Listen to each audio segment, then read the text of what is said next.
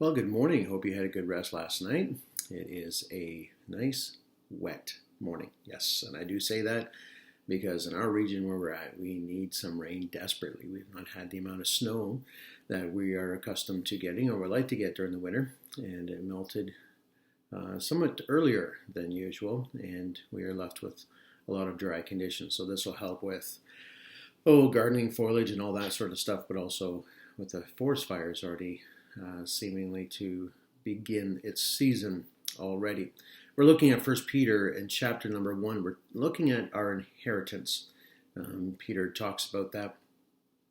To inheritance incorruptible, undefiled, fadeth not away, and reserved in heaven for you. We'll look at the reserved part tomorrow. But today, as we looked at the fadeth not away, to fade would mean to diminish, to eventually go away. So when we think of fading, we could think of colors that fade. For example, red fading in the sun, and it changes its hue. But also, as we think of inheritances, let's look at the physical realm of that.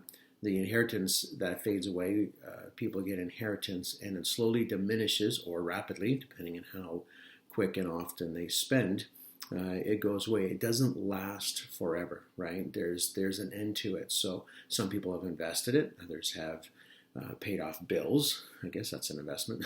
Paid off bills with what they weren't expecting, with maybe bills they had, and a loved one has left them an inheritance. But it eventually ends. It ceases. It fades away, and there's nothing left after a certain amount of time, unless there was a large sum and they invested it and so on. But as we look at the aspect of fading not away, here we find Peter again. If you remember, he says it's an inheritance uncorruptible, cannot be contaminated, undefiled, it fadeth not away, will not lessen over eternity, right?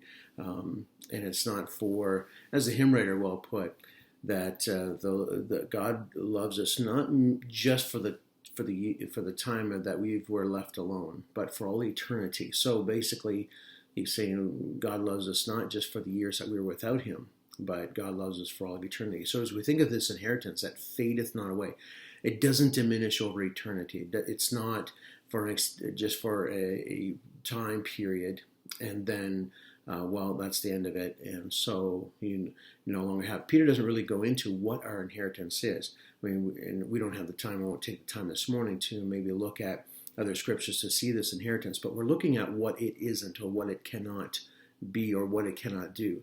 And so this is not something that can be taken away from us. This is not something that can be defiled, as it said before, or can tainted, or in any way diminished, in any way a negative area. So this is this living hope that he talked about in verse 3, I believe it was, in 1 Peter, chapter number 1, this living hope. And as we think of to an inheritance, we have this living hope to an inheritance, that which we'll receive. And I believe in heaven, as we'll find tomorrow, reserved for us.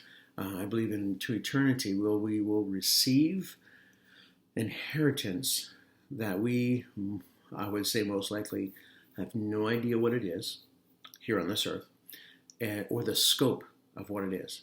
But we do know that this is something that doesn't fade away. It doesn't expire.